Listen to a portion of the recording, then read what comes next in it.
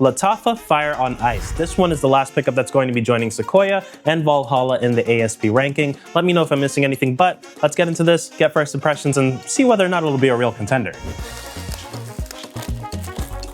Not too bad on the boxing here. It's got a bit of presence. Let me just like that. A little bit of a lever opening into Fire on Ice.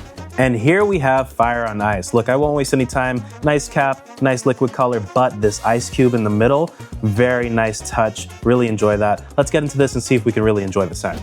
Okay, so first impressions off tester strip and skin. I want to focus on the differences because we already know about the common elements. There's going to be a sweetness from a raspberry, a booziness primarily focused in a cognac element, and then the woodsy dry down. For me, this takes all of those elements and then twists it just a little bit. The raspberry doesn't disappear with the booziness. It also carries on into the woodsy base, which is kind of cool, maintains a bit of that sweetness. And then with the booziness, there's also a kind of chilled effect, which is hard to describe, but it does fit in with this theme of the ice cube being in the middle, which is very cool. I like it. Let's get into the notes and see what differences we can spot there. Okay, so notes-wise in this one, we're looking at black raspberry, cinnamon, cognac, frozen rose petals, caramel, moss, oakwood, myrrh, cedarwood, and ambroxan. Fragrance notes, pyramids can be very interesting sometimes, but if I had to pick out a few of these elements to describe the scent that I'm getting, I'd definitely say that there's a raspberry in the background, helping to flavor the entire experience. You do get that booziness from the cognac, but I want to say that chilled effect that I mentioned earlier is coming from the quote-unquote frozen rose petals. Beyond that, in the dry down, it's a little bit different too. You get some woodsiness, but I would say that it's different from the other two where there's less smokiness and maybe it feels like it's spiced by the cinnamon, which is very cool.